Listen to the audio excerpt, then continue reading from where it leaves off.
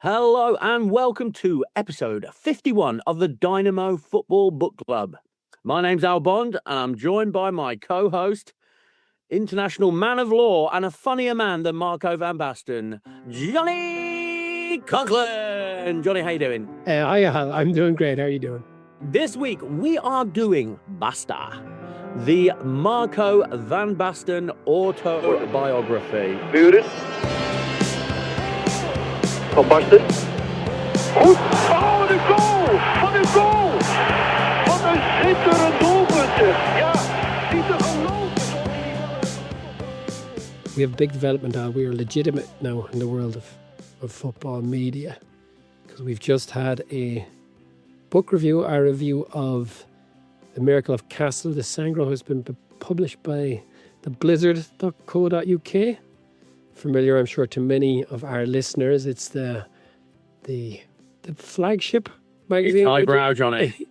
Yeah, from Jonathan Wilson's Blizzard. He's the main man behind that. I guess anyone who listens to any football podcast is very familiar with Jonathan Wilson. So that's a nice little coup for us. We're on that website. I will put a little link on our social media. Please do have a read there, folks, on our website, of course, or on the Blizzard website. So there you go. Well, that's fun, isn't it?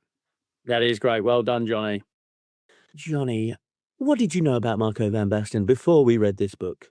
He played in the late 80s and early 90s. So just before I started really watching football. So I guess his spectre loomed over my youth without knowing very much about him. I've seen some of the magic goals. I knew about the injury. But that's it. I thought he was going to be really, really cool. This book has disabused me of that notion. He is one gloomy motherfucker, isn't he, Johnny? The gloomiest. Oh my goodness me. Like, genuinely, it's astonishing. The whole tone of this book is so severe all the way through. Like, his childhood sounds almost, hell, it's certainly Victorian and really depressed. Oh my goodness. This is a gloomy book. I thought similar in a way to Owen, because I guess they have similar stories, right? Incredible skill, talent. Van Basten was ultimately more successful than Owen, both Ballon d'Or winners, and this strange relationship with their father in particular. Much like Owen, Van Basten's father was a footballer who put most of his focus on Van Basten. So Van Basten had two older siblings, a brother and a sister. Van Basten was a good few years younger, and he implies that he was kind of a mistake. And he was aware at a young age of this kind of preferential treatment that he got from his father. It made him feel uncomfortable in a way that it didn't make Michael Owen feel uncomfortable. So I was thinking, okay, this guy's got some emotion intelligence that's sincerely lacking in Michael Owen. But to be honest, I don't have much to say for Van Basten apart from that, because he's a whiny little bitch, isn't he? Yes. Yeah, it's really quite difficult to understand how unhappy he is, how he's just not been able to come to terms with this ankle injury. Like, he writes this book at the age of 50 and he's just still so sad. Sad about it. Yeah. Like, the book ends with him describing, I could have been like Ronaldo at my starts. I could have been like Cruyff in this sense. It's like, man, you are one of the giants of football. We talked about it with Owen. We were saying, is this guy happy with his career? And we said, no, but Van Basten is very, very, he's quite a sad character in a way, isn't he? His home life sounds so incredibly depressing, which we'll get to. And I just don't think he ever got past that. Just, his mother has mental health issues, which we'll come back to. And as you say, his father is quite a strong personality. But every move his family makes, Marco criticizes. Like, oh, my father didn't care for my mother enough. Oh, now my father cares for my mother too much. Like, it's very strange. I mean, his brother and sister moved literally thousands of miles away to be on different continents from, like, the family Van Basten. I wanted to talk about something positive, because there was a couple of interesting bits. He loves rich men, but I want to get back to that. But because it's topical, we've had it in a couple of books before. I think maybe Ian Wright talked about it. He talked about the options you have as a striker when you have the ball and you're running down on goal. And there's essentially three options. You can go around the keeper, or you can shoot early and try and shoot before the keeper thinks you're going to shoot and shoot past his standing leg, or you can wait and try and wait for him to go down and then you can kind of dink it over him. And he talked about the infinitesimal differences that the top players can do You may be aware, Al, that Ireland recently beat the mighty footballing nation of Hungary 3-2 unexpectedly away from home to proceed to the World Cup playoffs. Are you familiar with this recent development? In all honesty, I'd forgotten about it due to Scotland's heroics. Superior heroics. But did you see Troy Parrott's third goal of the day, his fifth in 4 days? Did you see where he kind of just rakes the ball a little bit with his studs in the air and it goes below the keeper? Yes, I have seen that. And I mean, 10 times, Johnny. Yeah, on the podcast that I listened to, and they're just talking about how it was just such a magical touch and all the rest of it. And I was wondering, is it really that scientific, or is he just poking his leg at that and hoping for the best? What do you say? I think I know the podcast to what you refer, Johnny, and they were very excited, weren't they?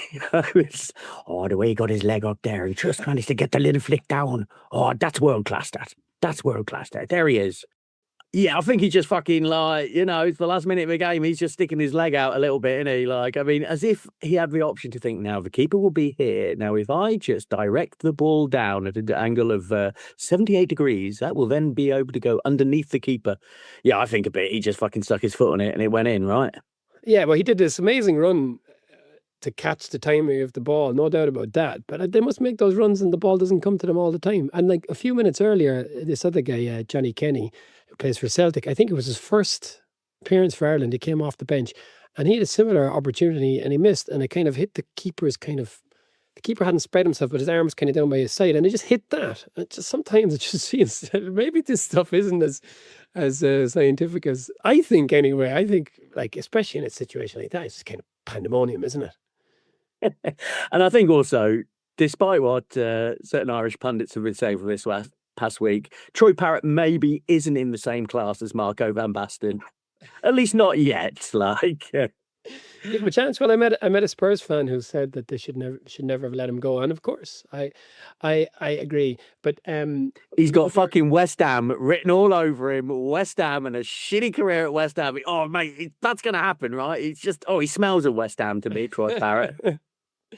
But let me just say as well, I watched that in an Irish pub in Geneva, which obviously sounds raucous enough in itself. The place doesn't open till that game was on at 3 o'clock here on Sunday afternoon, and it usually doesn't open till 5. So they opened it up for this, and there wasn't that much of a crowd in there. But obviously everybody was there to watch the game. So maybe there was 30, 40 people. And I went crazy, insane in a way I didn't think I was capable of doing anymore. And honestly, the last time I went crazy like that was when Robbie Brady scored against Italy in 2016. But I found myself holding a chair, like a wooden chair in the bar, and I was just slamming it on the ground repeatedly. Just, I don't know why. I don't know why. Well, I bet it was a pleasure. Oh, it has been. What an international break it's been, Johnny. Really, really exciting. Yeah, it's magic. And we have, these playoffs, we've got to play Czechia and Denmark. Czechia and then Denmark are kind of recent international bête noire. But this is our World Cup, really, because it's going to be tough. And if we get through this World Cup, then we've got another World Cup at the end of that one. Amazing. The worst World Cup ever. Anyway, so from one part to the Utrecht Swan. Is that the worst football nickname we've ever heard? La Signa da Utrecht. They made a children's book about him. And he says, I like the thought that Italian kids are reading about the Utrecht Swan. The Italian kids are not reading about the fucking Utrecht Swan now. You think that's required reading in all, like, Italian primary schools? Let's read about the legend of Marco van Basten. No. I bet you Marco van Basten is reading the Utrecht Swan to his kids every night. Dad, we're 23. Listen again. So, chapter 1. Marco van Basten is laying on the floor trying not to piss himself. This is chapter 1 is very much Chekhov's ankle. And Marco van Basten is describing his technique of getting from his bed to the bathroom to take a piss. Now, Johnny, here he had my sympathy as a gout sufferer. I've had I've had some tear-laden trips to the bathroom in the middle of the night. Why must it hurt so much? Why? And yeah, but Van Basten goes on to describe his exact technique of mounting the toilet from a prone position to cater to his dodgy ankle. Oh, good God. It's like, oh, I don't know what a Dutch accent, I'm not going to do it. But like, I hope my kids don't wake up to a urine-covered landing. Bloody hell. Didn't you score a wonder goal or something? Why am I reading about your urine-soaked trip to the bathroom? But I think he's trying to convey just how bad his ankle is. He asks, is his ankle a test from God? Is this a lesson in humility for him? This ankle, I'm telling you. Do you know what I got to tell you, German word, though? And as you probably know in German, I don't speak German, but I gather you kind of can just make words by just kind of ramming other words together, which is kind of fun. So there's a concept in German called a Sitzpinkler. Do you know what a Sitzpinkler is? Is this someone who pisses in a sink? It's close. Apparently, it's quite common for men in Germany to piss sitting down. Did you know that? Don't know. That sounds like Second World War anti-Nazi propaganda, doesn't it? Like, bloody Jerry sitting down as he takes a piss. But that's what a Sitzpinkler is what you call someone in Germany who pisses sitting down. I was told that during the week, and I thought it was pretty damn funny. But anyway, he was more of a lying down pisser, I guess, and I don't know what the Dutch word for that is. The Dutch language is fucking insane. It's probably Ubi van Dubi. Oh, so immature. But some of these names in this book, my God, they're absolutely mad. They're just mad. There was one guy, and I listened to the audiobook, and I always find this because I listened to the Cruyff audiobook as well, I think. Did I listen to that? Yeah. And so then it's been read in just a normal, whatever, kind of neutral voice with no particular accent. But then anytime they say anything with a Dutch name, they kind of fall back into it. And there was a fella called Jaap van Groot, which is the most Dutch name, isn't it? Yeah, I do get a kick out of that. I've written him down. I mean, it's so childish, isn't it? I really don't like being the guy laughing at another language, but still. Hello, Ruud van Boom. How you doing? Oh, look, it's my chairman, Jerome Slob. Slob? Fucking hell. Oh, look, there's another chairman, Rick van den Boog. Boog? You just can't have a word boog. It's ridiculous. Fun. But on the topic of the ankle, okay, there's 72 chapters in this book. How many would you say is an acceptable number out of 72 to be about his ankle? 1. Because it's called Ankle 1 and Ankle 2. How long did this series go to? Do you know? Do you remember? No, I don't know. Ankle 9. 1/8 of this book. 1/8 of this book is about his fucking ankle. And I tell you what, Al, I've said time and time again that football is the most boring part of these books, but I was wrong. Injuries are the most boring part of these books, and operations around injuries are the most boring part of these books. And also financial stuff, tax. No thanks. Well, that's it. I mean, halfway through the book, he's retired. Like halfway through the book. So you're looking at this going, what the fuck is he going to talk about? What now? Yeah, there's a lot of tax stuff. A lot. He's so fucking entitled, this lad. Is he talking about guilders, or is he? I think it's in guilders, because like whatever that is. And he says he had 23 million guilders, and then the tax authorities in the Netherlands came after him. And he lost. This was an investment. He lost it after 9/11. And he doesn't even mention it. He said, I hope no more planes fly into buildings. He says something like that. I was like, okay, a bit insensitive. But anyway, he said Marco van Basten was the real victim on 9/11. That's what he wants you to believe. He loses 10 million of his guilders on the back of the stock market collapse. And he says, I guess I can survive on 13 million. Now, I don't know what 13 million guilders are, but I did think of Michael Owen there as well. I was like, come on, dude. Unbelievable, this guy. And then he talks about later on the Italian tax authorities come from as well. But sure, like this guy, he was useless at management as far as I could tell. Ran away from management gigs all the time. All these guys have to do is turn around and get another job. He walks out of the Netherlands, he was rubbish there, becomes the manager of Ajax, fails there, and then they say, hey, would you like to be the chief executive of Ajax? It's like, what doesn't matter how much tax money they take off him. He could just turn around and get another job. It's these guys. I bet at the end, he's working for Johnny Infantino. And he says Johnny Infantino is a top guy. He's not a Top guy. Oh, he's not. He is not a top guy. Yeah, Yeah, I mean, that's it. He had money. He says at one point he was the best paid player on earth. No one was paid more than Marco van Basten. Ooh, mama. But Just going back to his childhood, Johnny, with a very gloominess, though, and I think... So Jupe is his dad, Jupe, ridiculous. But there's a chapter, Jupe and Jopey. And you think, this sounds like it's going to be a comedy double act. No. No, Jupe is his sad dad. And Jopey was his childhood friend. And I think this is the most traumatic story we've come across. Young Marco and Jopey were out gallivanting as youths, playing on the ice.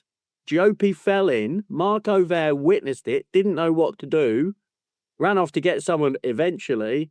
Jopey was dead. And then he kept a picture of Jopey with him, and his dad fucking ripped it up. What the fuck? It's... Wow. Yeah, it really sounds a weird childhood. Yeah, I just got real Victorian sad vibes about it. That was heavy, that stuff with that poor little boy. Yeah, absolutely horrible.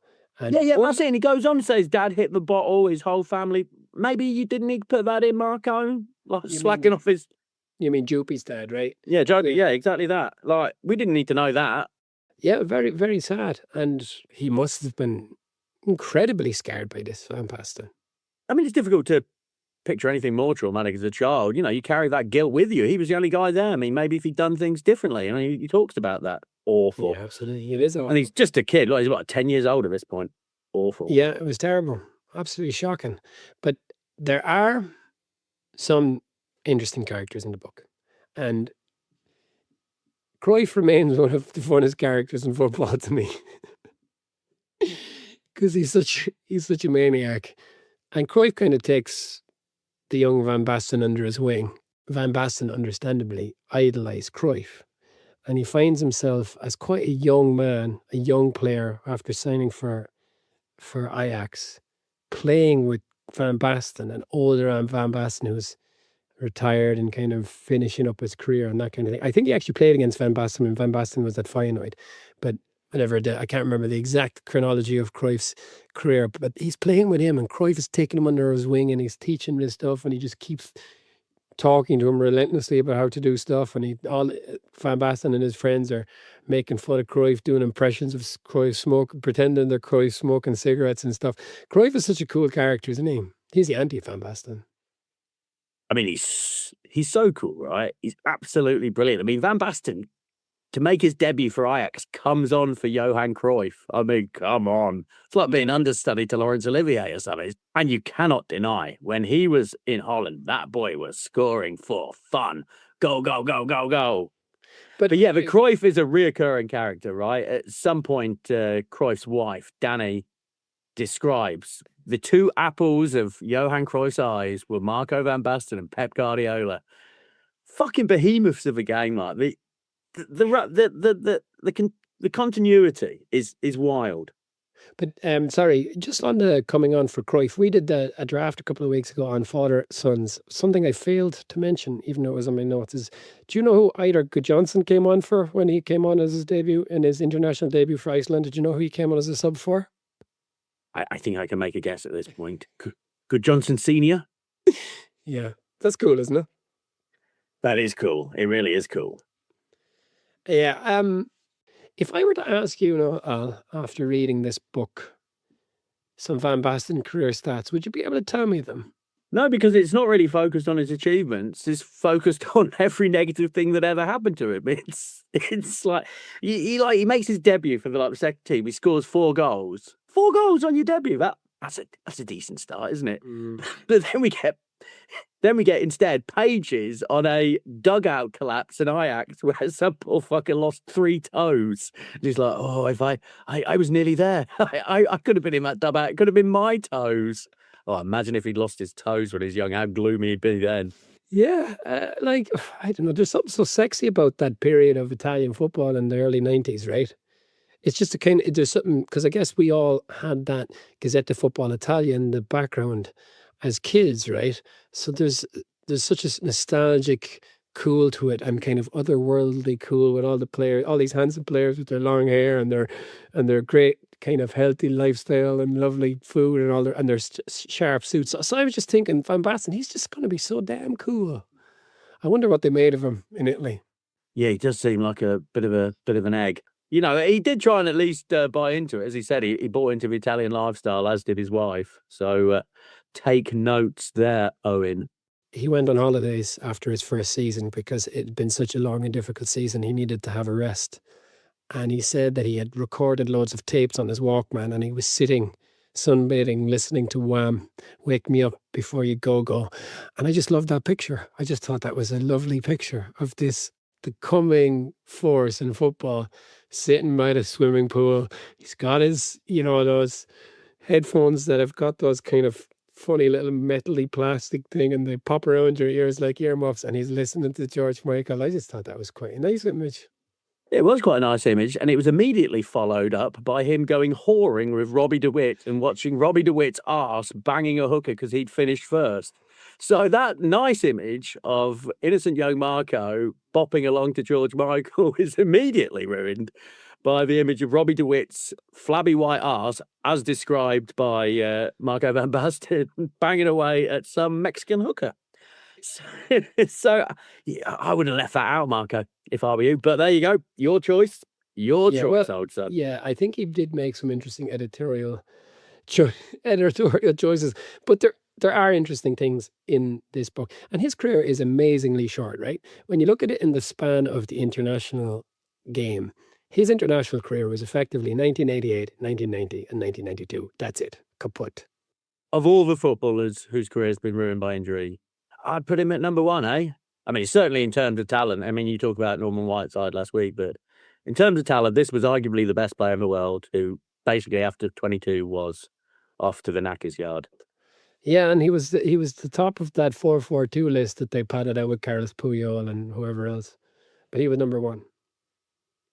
But okay, so he playing for Ajax, as you say, he's getting these injuries very early in his career. Cruyff becomes manager of Ajax, and Cruyff wants to return Ajax to kind of European glory, and they qualify for a Cup Winners' Cup. And at this point, Cruyff is getting pissed off with Van Basten because Van Basten doesn't want to play because he's hurt. And they make a deal. Cruyff says, just play. This is like Paul McGrath at Aston Villa when he's like 35. Just play the European games. You don't have to play the league games. You don't have to train. So he does. And they win the Cup Winners' Cup. But I kind of got the sense that maybe this really fucked up his ankle. Yeah, it does sound that way. Concerning his ankle, it just seems he makes every wrong move. There's one bit where he goes to the absolutely best ankle specialist, René Marti, the number one ankle specialist in the world. And he goes, yeah, it's probably not a bad thing to be associated with Marco van Basten. Yes, it is, Marco. If you're the top ankle specialist in the world, you're the last person you want to be associated with. Like, blimey. Yeah, it probably does his reputation a bit of good. No. He described this contraption later on that they had constructed around his foot, like a scaffolding, essentially, around his ankle, and with pins coming out his flesh. And he had to twist this thing twice a day, and it was separating his bones in order that whatever it was he needed to cartilage could grow. Oh, mother of God. That sounded medieval, man. And I'm no ankle specialist, Johnny. I don't claim to be a medical doctor. But I was looking at that and I was thinking, nah, it's not going to work. I mean, I've got the benefit of hindsight. But like, let's just stick a metal contraption on your leg and then the cartilage will grow back, won't it? Will it? All right. So he absolutely fucking nails it. His last game before he goes to Milan, scores 4 goals. Don't fuck around, Van Basten. That's the way to do it. During this time, also, his mother suffers a heart attack. It's so grim. And she goes into a coma and she loses 30 years of memories, apparently. She never recovered, right? Yeah, and the Utrecht fans were singing Your Mother's a Nutter, which he says, I found this totally insensitive. Yeah, I'd say so. I'd say that was pretty insensitive. He's from Utrecht and his dad was a fan of this team as well. Ugh. Yeah, sometimes we forget footballers are real people, and we'll come back to that, Johnny. Some of the stuff about about managers was interesting, I thought. And the most interesting, possibly of all, related to Rinus Michels. So he's this architect of total football. And so he was in charge in 1988 when they won the European Championship. And that's obviously the kind of high point of Van Basten's international career, because they had a stinker in 1990. But Michels had been taken out, or he had retired or resigned or whatever, and he went upstairs in the Dutch FA. And they had this manager that the players didn't like. And bearing in mind, the Dutch squad at the time had Gullit, Rijkaard, Van Basten, like some of the biggest names in international football. Koeman. Ronald Koeman, yeah. Yeah. And they all decided they didn't want this guy. So they say, get rid of this guy. And then the Dutch FA, Michels comes in his capacity with the Dutch FA and he says, okay, who do you want? And he gave 3 names. One of them was Cruyff. One of them was Leo Beenhakker. And they voted, and Cruyff got 8 votes. I think Beenhakker got 2 or 3. And then there was a third fellow who got the other 2 or 3. And they all thought, okay, that's fine. And they went away. And then the next time they met up, Michels came in and he was accompanied by Leo Beenhakker. I was like, whoa, look at this with Leo Beenhakker. So they're all like, what the hell? So Cruyff had obviously been overlooked. But it turns out Michels never spoke to Cruyff, and he just went straight to Beenhakker. And the interesting thing is, Van Basten says he believes that Michels did not want to be eclipsed. He didn't want Cruyff to eclipse the 1988 achievement by bringing the Netherlands to the World Cup in 1990. And this guy's working for the Dutch FA. Now, that's amazing. I took that with a pinch of salt. You know, like, I just thought, I mean, at best, old Cruyff is a fairly divisive character, isn't he? Certainly in Dutch football. I just thought that was a bit harsh. I just think that's him, like, grinding his axe. But yeah, if you really think that he would sabotage for a national team, and that's what Leo Beenhakker was, like a human sabotage. I mean, it's wild. They've totally flamed out in the World Cup in 1990. They went so low as to draw with the Republic of Ireland. They went into the next round and they were beaten by West Germany. And this is where Rijkaard and Rudi Voller were sent off, right? This is the spitting incident, I guess. Which isn't mentioned. He doesn't mention the spitting, no. But he does mention them both being sent off. But Leo Beenhakker says that he has a thing called Box 13. Exciting. Which contains all of the juicy information as to why they failed in 1990. But Van Basten said it was simply that Michels just didn't want Cruyff, and that's all. And I thought that was and there's some more Cruyff stuff later on, but I thought that was the most interesting bit. Yeah, and a fun fact, the manager who was deposed upon the behest of the players, old Marco van Basten goes on holiday, to Tenerife, like 2 weeks later, gets down on the beach. Who's there? That fucking manager. Hello. Sorry about that. Sorry. Oh, by the way, he goes on holiday with his wife, Lisbeth, and like, apparently, from what I can read here, he's a very attentive and loving husband. I'll tell you what, always, the biggest footballer trope, I think, is like, everyone was very excited about my 4 goals, apart from my wife. She doesn't care about football. Has any footballer ever married a woman who cares about football? This is always what they think keeps them humble, right? It's like, oh, my wife, she just doesn't care about the football. Someone marry someone who likes football. She's going to fucking think you're great, like. I mean, marry someone who likes football, and she's going to be like, fucking hell, Marco. What a day that was, I married you. I really do think that's a trope, right? I think footballers read it, it's like, oh, my wife doesn't really care about football. And they think you, the reader, is going to go, what a good, humble man. And I'll just think, fucking hell. She keeps me grounded. And he goes off to Milan, and he's playing under Arrigo Sacchi and later Capello, but you know, they just win all around him. Although he doesn't play for the first year because of this ankle thing. And the Milan folks are kind of pissed off with him. But obviously he gets in the team, he comes back. It's him, it's Hull, eventually it's Rijkaard. And they just cannot stop winning. They win the European Cup, they win the endless Scudettos, and he wins the Ballon d'Or 3 times. But, you know, he talks about the different finals briefly enough. None of that gets a whole pile of attention. And at any rate, I think some of that stuff kind of passes me by anyway, if I'm honest. Yeah, I'm more interested. And let's get back to the powerful men that he loves so much. He does. God, he really does. So he's saying at Milan, Silvio Berlusconi used to fly in a helicopter land on the training pitch, come into the dressing room, and all the Milan players would stand up and applaud. Come on. Fucking be men. All but one. Ruud Gullit. Oh, mate, Ruud Gullit came out of this book real good, I thought. Yeah, and I'd say of the two players he spoke about, perhaps in the most complimentary way, are Gullit and also Ancelotti. Yeah, Ancelotti, busy midfielder. Yeah, big heart, but apparently not very mobile. Not very mobile, yeah, another injured lad. But then I like this bit as well. So he's playing under Sacchi, right? And Sacchi has come from Parma.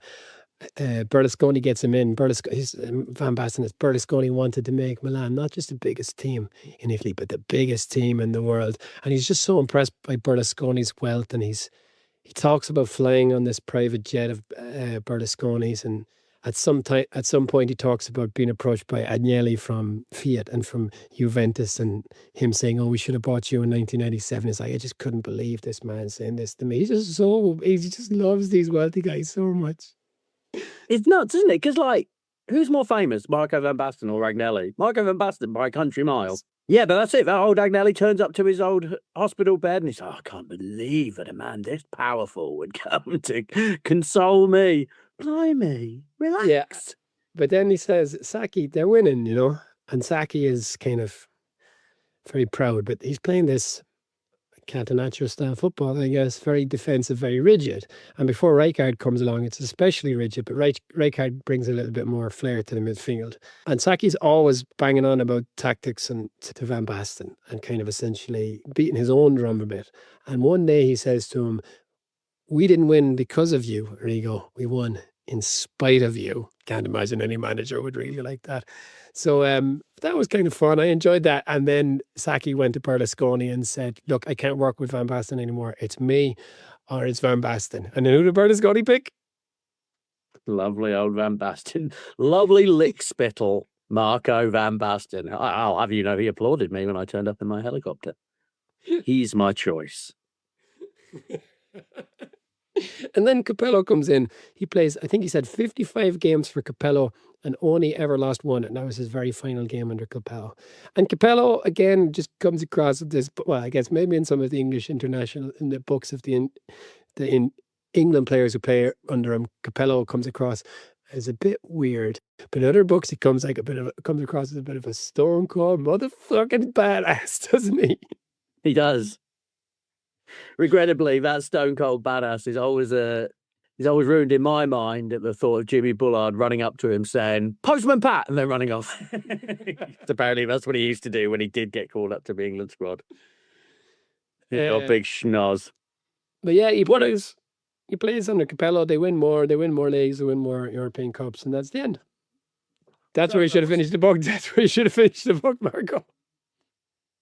Regrettably, no. Here's some of his observations on playing in Italy. Italian players dry their hair using hair dryers. Ruud Gullit had never seen the like. I highlighted that, Johnny, because I wanted to just bring up a funny story.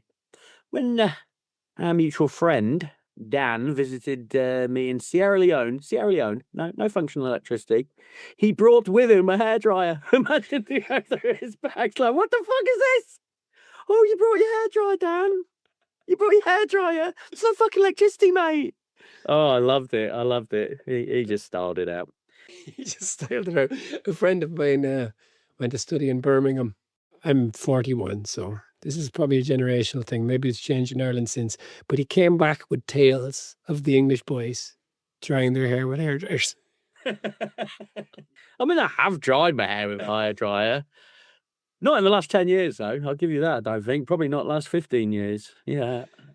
Yeah. Well, you know, I brought my little girl to the pool the other day. I've been bringing her to the pool. And she dries her hair with the hairdryer down. I've started doing it. It is a bit of a treat.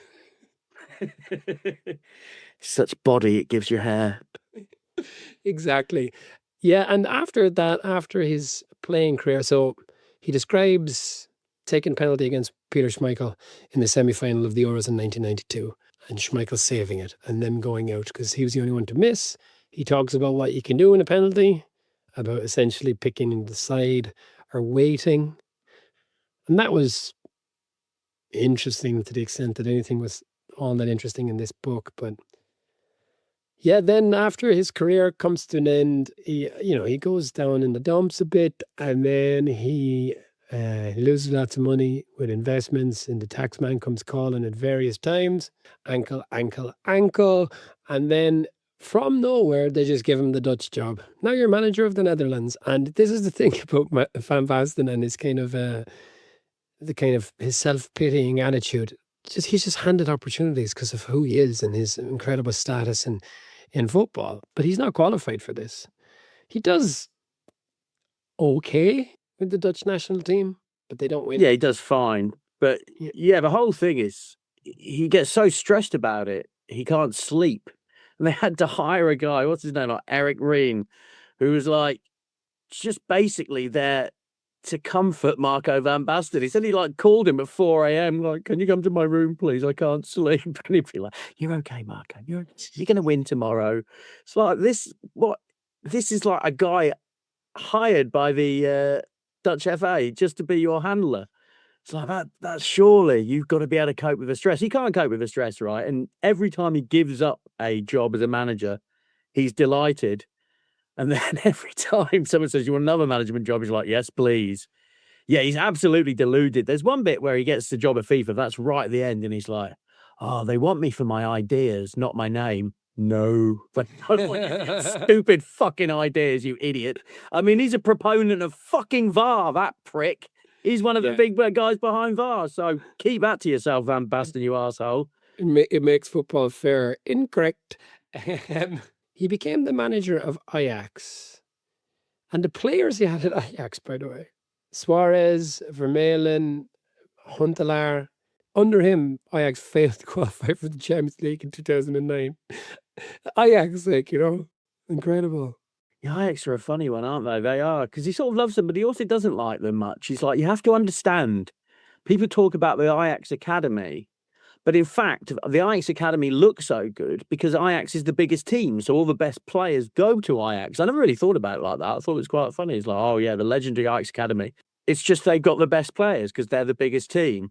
He also describes the Ajax Academy as a veil of tears at one point. Camouflaged by Ajax continually winning the league. Wow, that's pretty good camouflage, isn't it? Like, he also really, on a couple of occasions, really singles Donny van de Beek out for praise as for being a wonderful footballer. That didn't really age very well. But he had Suarez and he didn't win the league with Ajax. You should be ashamed of yourself. Suarez may be the best player to have played in the Netherlands for the last, 20 years. Okay, he was young when he was at Ajax. And he does funny things. So he gets at Ajax, he steps down, they lose loads of games, he steps down. He becomes the manager of Heerenveen. He's appointed as AZ manager, they lose a few games, he steps down. And then he says, can I actually be the assistant? So he becomes assistant manager. Is that the only time you've ever heard of that happening in football? Must be. Yeah, to willingly take that step down. Is it motivated by money? Because he really does seem miserable when he's a manager. Always. I'm sure it's not for everyone, but yes, Al, why does he keep taking them if he hates it so much? He talked about Ian Robin at one point. What does Robin do now? Oh, yeah, I've no idea. Like, some people just disappear. Obviously, Robin is doing something, but if you're not into something, just don't do it, man. You don't have to be a manager. All right, let's Google it. I'm going to guess football coach in Dubai. I'm going to guess he's on Dutch television. Oh, he's playing on the professional paddle circuit. Paddle circuit? Paddle tennis. Yeah, you're familiar with this? It's like pickleball in America. There's a professional circuit, though. How much do these lads get paid? Well, I think maybe Ian Robin is okay. I think there's probably quite a few fellows, professional footballers, competing in the paddle circuit, precisely probably because you don't get paid very much. But there you go. That's what Ian Robin does. But yeah, you don't have to be a manager, Marco. Why are you doing it? But then after all of that, after the various failures, Cruyff approaches him. And obviously at this point, it's not very interesting to the likes of you and me because we're talking about, football administration in the Netherlands, club administration. He's approached by Cruyff, who's got a grand vision for kind of bringing Ajax back to be controlled by players, which Ajax famously has been since, right? With Van der Sar and Overmars before he was sexually harassing that colleague of his. But Cruyff wants to bring these players in to have these various positions, and he wants Van Basten to be the kind of the CEO, effectively, football director or CEO, the main man. And Van Basten is like, no, I'm not sure about this, and then eventually talks him around. But then there's some other alternative plan that essentially sounds like the same plan, but someone else is pushing it. And Cruyff doesn't want it to go this way because I guess Cruyff is not in control. And Van Basten calls around to Cruyff's house. Cruyff is out. And Danny, Cruyff's wife, answers the door and is like, oh, are you involved in this other group that are trying to achieve this thing with Ajax? And he's like, yeah, I want to talk to you about it. He's like, well, if you're involved in that, you're not welcome. And Danny slams the door in his face. What did you read into that turnaround in Cruyff? Why do you think he did change his mind? Because he wasn't in control. Cruyff is a control freak. I think so, but I also think he thinks Marco van Basten's a bit dim and would not be suited to that job. I think it sounds like someone's like, oh, we're going to take over Ajax. You could be chief executive, Marco. And Marco's like, yes. He just doesn't seem suited to any sort of pressure situation whatsoever. What is it that Logan Roy says about Kendall and the kids? You're not serious people. Yeah, he's not a serious person. He's too busy. Here's another famous but powerful man he likes, which just made me laugh. I know I'm veering off like. He loves a golf tournament, as I think all footballers do, but he gets invited to a golf tournament with Baron Thierry van Zoyten de Haar. And he's like, other esteemed guests at this golf tournament, and this is where you're like, how old are you, Marco van Basten? Brigitte Bardot, Gregory Peck, Jackie Onassis, Maria Callas, and the most contemporary of them, Roger Moore. What the fucking how old are these cunts? Like, what? What golf tournament's this? Oh, I'm paired up with Brigitte Bardot and Jackie Onassis. What year is it? 1964? Wild. Yeah, but he falls out with Cruyff, and him and Cruyff never patch up before Cruyff dies. But he does. I thought this was quite a kind of an interesting enough scene. He does meet Danny, in fact, at this golf competition. Oh, but Danny doesn't compete, but she is a golfer, but she doesn't compete in this competition, but she's at it. And they patch up, and she says, whatever, obviously she's struggling after Johan has died, and she's moved out of their shared home because she's surrounded by memories, and she moved into this apartment, and she was, redoing the bedroom, and she peeled back the wallpaper, and there were news articles all over the wall about Johan Cruyff. That was pretty amazing, I thought. Well, that's right, Johnny. Yeah, you could say they patched it up, or another thing is you could say that Marco van Basten harassed an elderly widow at a golf tournament to settle some scores. Well, that's another way of looking at it. That's not the way Marco van Basten sees it, but I thought of saw that. Oi! Now your husband's dead. I've got some words for you, Duck. Remember when you showed me the door? Remember? You fucking... yeah. Well, okay, and that's it. Yeah, he's... Well, that's not it, Johnny, because I need to talk about some other things, like... Oh, yeah, lay it on me. If you went up and said, like, Marco van Basten, I'm going to wrap some of your hair around a twig, and then I'm going to put an enchantment on it, and that will fix your ankle. What do you think Marco van Basten would say? He'd say, let's give it a go. He likes medical quackery. There's like a whole chapter of him walking in the sea. That's his, like, Ted Troost, who is his constant companion, like an Eileen Drury kind of figure, who at no point actually helps his ankle, is there every step of the way. He's like, he told me to walk in the sea, and I did, and for a moment my ankle felt better. I'll do it every day. So what are you talking about? Like, oh yeah, that'll fix your cartilage. A lovely walk in the sea. Ted Troost at one point, he's got a little daughter crying. Ted Troost comes, bangs the fucking table. Kid stops crying. He's like, this guy's amazing. Please work more on my ankle. And he subscribes to anything because he's so desperate, though, right? He's so desperate. Anything that anyone offers him, like maybe this will fix your ankle. Maybe if we put this medieval torture contraption on your ankle, this will fix it. He's like, let's give it a go. Let's give it a go. No. Yeah, it's like the end of Man in the Moon with the Jim Carrey movie when Andy Kaufman is seeking out these kind of increasingly crazy people to cure his cancer. Do you remember that? It was very sad. Yeah, I've only seen it once. I've not watched it again and again. I haven't watched Man on the Moon. Yeah, just keep watching it. Yeah, another of the really powerful, famous men he loves. Vladimir Putin. That's aged well, hasn't it, mate? Well done. Like, he even cracked a joke. Oh, you may not remember me, but I scored a hat-trick to beat the Soviet Union. But Putin didn't smile. Or maybe he did, just to be polite. And I just want to read out one extract from the book, Johnny, because this is where I think we do forget that footballers are real people sometimes. And this is one of the most traumatic experiences. Ajax had failed to win a game and he was accosted by a man in the crowd. If you've got children listening, maybe this is the time, because there's going to be some pretty unpleasant language. It's a stupid word, and that made it extremely painful. But he wasn't wrong. He was spot on. I took it personally. And then you feel powerless. I was angry with Ajax when I drove home for letting the man in the main stand. And I was angry with the TV company for letting the cameraman film it and then broadcast it. I know it was nonsense, but at that moment I felt so powerless, so much at the mercy of the predators. Fair game. Whether you had any understanding of football or not, whether you had won 3 European Cups and 3 Ballons d'Ors or not, it made no difference. He called me a pancake. Nothing could affect me more at that moment. I really did feel like a pancake. I mean, come on, people. That's a step too far. You know, he's a real person, dude. And like, there's some animal, supporter screams out, Marco van Basten, you're a pancake. Unbelievable. But there's a happy story now. He's got a WhatsApp group with his kids called the Little Pancake. So he's repurposed that word in a way, isn't it? In The Simpsons, obviously, when Darryl Strawberry, there's a parade in Darryl Strawberry.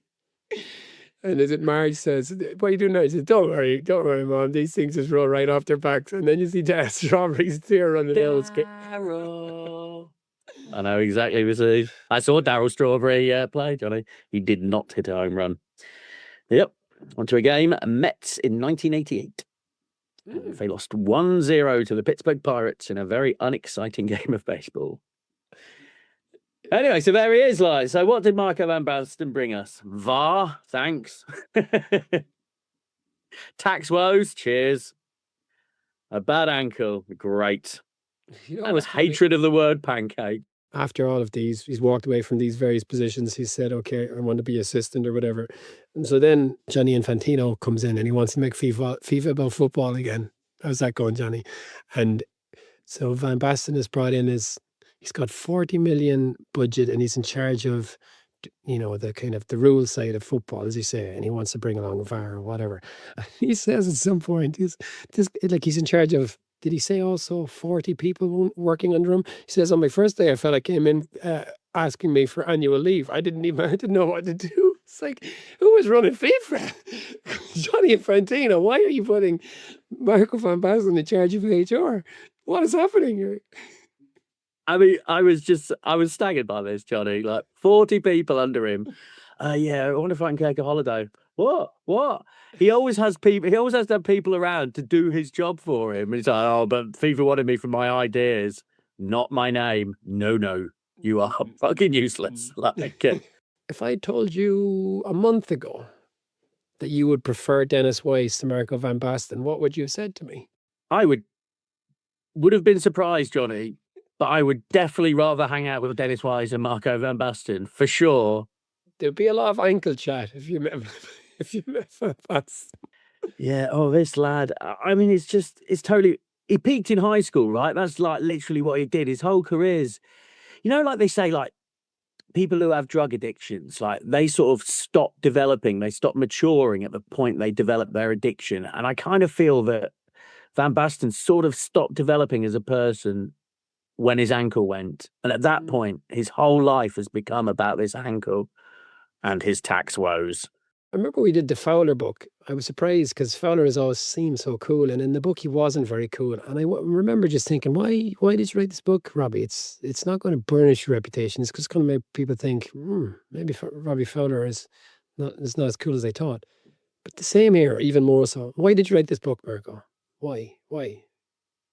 Yeah, I mean, it just gives him an impression of an incredibly gloomy guy who's unhappy with the massive riches that have been bestowed upon him. I mean, it must be frustrating. I get it. You are the greatest player in the world, arguably, and it's over.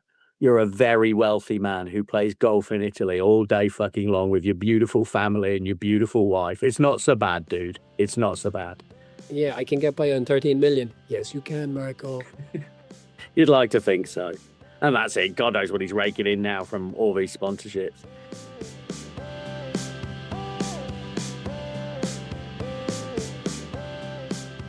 It is a gloomy book. What would you give it, Johnny? I'm going to give it 2 amputated toes out of 5. It has to be pancakes, Al. Just because the word is so powerful. All right, then. 2 panacokin. I would say, 2, exactly that. You had said in your written review of Michael Owen's book that it was a revealing book about Owen, and you felt that as much as any book, we kind of saw a window into a player, which you obviously don't get when, like Crouch, for example. So that's just kind of, it's the character that Crouch is playing. But I did feel like we got a little bit of a window into Van Basten. He's just a bit of a boring, miserable fucker. And I think there was a couple of interesting enough wrinkles. So I would give it 2 pancakes out of 5. Same as you. Very good. Yeah, he's gloomy and severe. Well, I guess he had a pretty tough childhood, but blimey, dude. Yeah, so our next book is Big Sam Allardyce. I think it's called Big Sam, isn't it? I'm sure that would be like. Of course it's called Big Sam. I mean, what else would Sam Allardyce call his book? Say what you like about Big Sam. He's probably pretty funny, isn't he? He seems happy enough with his lot, doesn't he? Unlike a certain Mr. Van Basten or a Miss Rowan who we've been doing recently. Yeah. But although having said that, I'm sure he's going to moan about how he's not been appreciated as the greatest English manager of his generation. You know that book, Sapiens, by the Yuval Noah Harari. I remember he says in that book that if 2 twins with the exact same chemical makeup, chemistry, on the same day one of them wins the lottery and the other one has a leg amputated, and if you come back to those people in a year, they will have kind of returned to normal. So the misery and the kind of elation of the 2 experiences, they'll have kind of settled back down the hedonic treadmill, right? And right. I guess reading this book, you just think that whatever happens to these guys, whatever happens to anyone in life, it doesn't necessarily make them upbeat. It's crazy, isn't it? Yeah, no, absolutely right. So many regrets. And obviously this is a tragic end to a glittering career, but amazing. This is an amazing life. Yeah, he travels the world. He does whatever he wants, whenever he wants. It's 28 years ago, bruv. Let it go. Yeah, well, I guess you're right, though. I think he's traumatized, right? And you said that he sees all these quack doctors, and I want, has he ever tried to? I'm sure he has seen people to talk about his ankle, but that doesn't seem to have helped him. Maybe this is why he did the book. That's why he did the book. Now I've had it fused and I can walk without pain. Okay. It's pretty random. Bloke in my bar had his ankle fused recently. He's not written a book about it, feeling sorry for himself. Yeah, it's a shame. Anyway, poor old Marco. On we go. So on to Big Sam and his pints of wine. Thank you very much for listening. As Johnny says, we'll be back with Sam Allardyce in 2 weeks. And next week we're doing 5-a-side draft of shitty tattoos. Or just tattoos, I guess. Exciting tattoos as well. If I can find a really fucking great tattoo, we'll highlight it. Yeah, absolutely. If you can find a good one, I'd be even more interested. Thank you very much indeed, Johnny. Thanks, folks, and please do like and subscribe and rate us a little review if you get the chance. Thank you very much. Cheers, Al. Cheers, fella. Dal dottor Monti. Siamo sul 3-0. Largo Tassotti, il passaggio è per Rijkaard. Si defila Colombo, il lancio è su Gullit, il colpo di testa per Van Basten, il gol clamoroso di Van Basten, stupenda azione del Milan, 4-0. Quarto minuto del secondo tempo, Marco van Basten, vedete la combinazione olandese, il colpo di testa di Gullit, l'arresto di Van Basten, il controllo, il sinistro impietoso che trafigge ancora buio. Rivediamo Gullit, Van Basten, sono 4. Dragnuola di reti.